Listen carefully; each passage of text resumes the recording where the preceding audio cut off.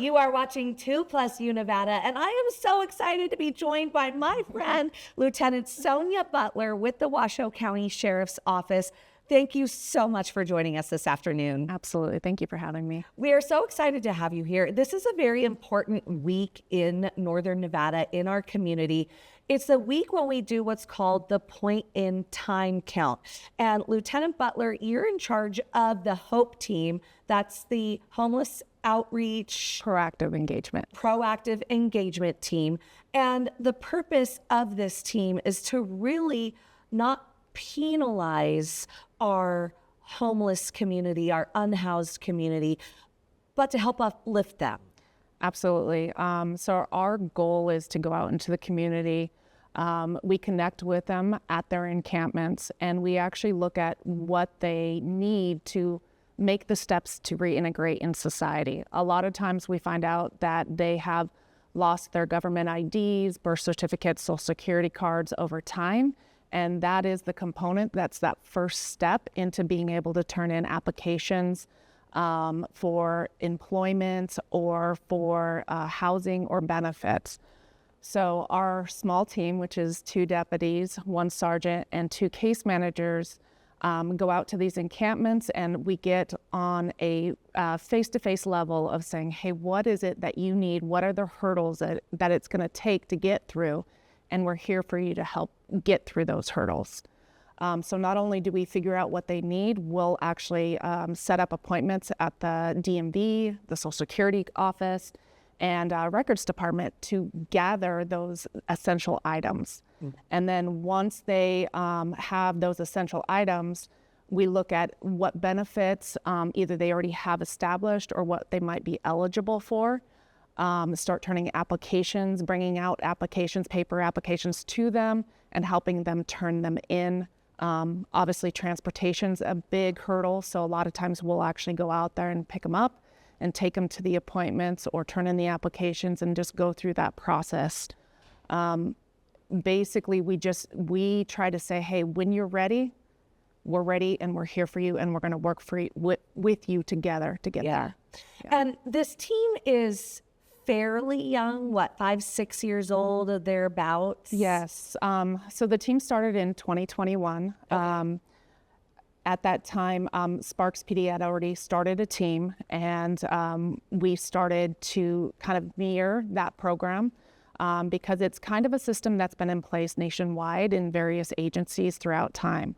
So Shatana Daniels, which started the team, she did a ton of research and found out, what is it that's working, what's not working, and she laid some phenomenal groundwork to move this team forward. And what was so important in that 2021 era is the unhoused community would see law enforcement and be fearful of them or be afraid that they would get arrested or, trespassed. And it's a different approach, but it's working.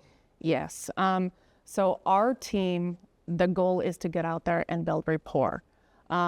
The thing is we just go out and say, who are you and what do you need?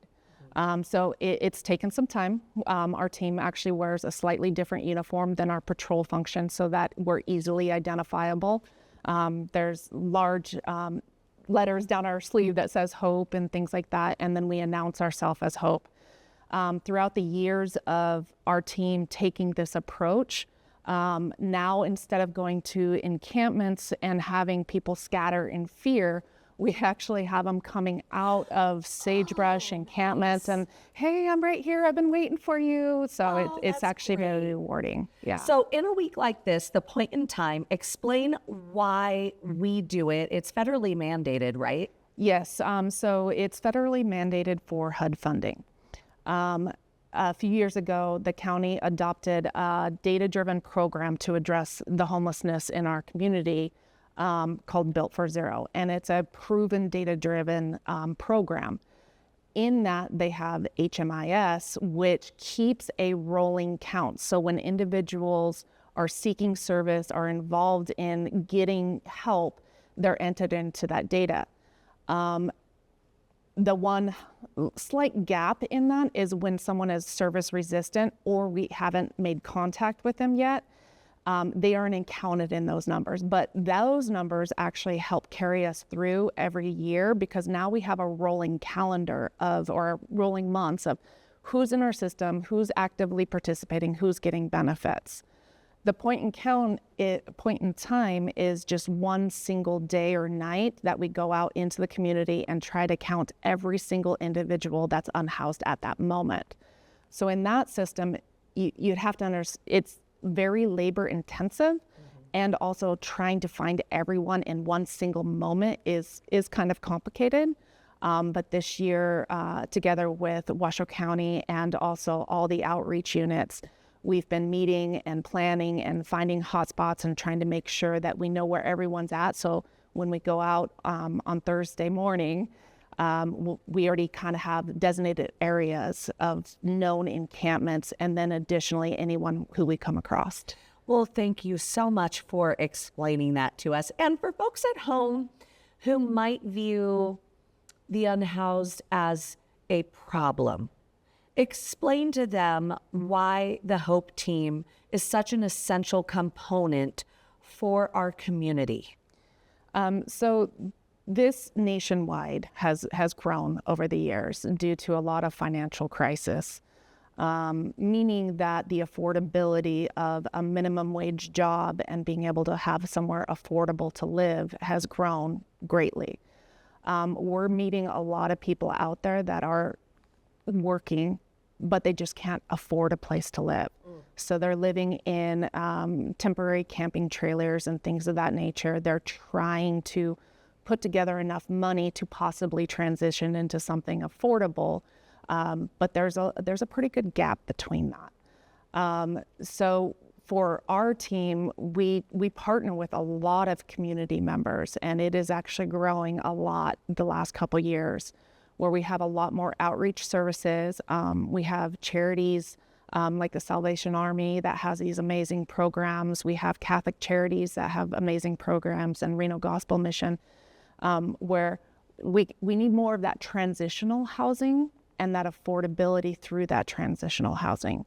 Because for a person to transition from having basically absolutely nothing and living barely paycheck to paycheck, it's going to take them 12 to 18 months to save up enough money for their first month's deposit and application fees and background checks and things of that nature.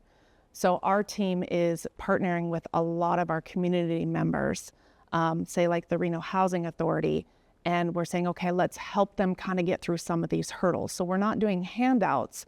We're saying you have to participate and we need your work. But we're also going to kind of help you so it gets a little bit easier. Well, Lieutenant Butler, thank you so much for everything that you do. Thank you for joining us this afternoon. You're watching 2+U Nevada.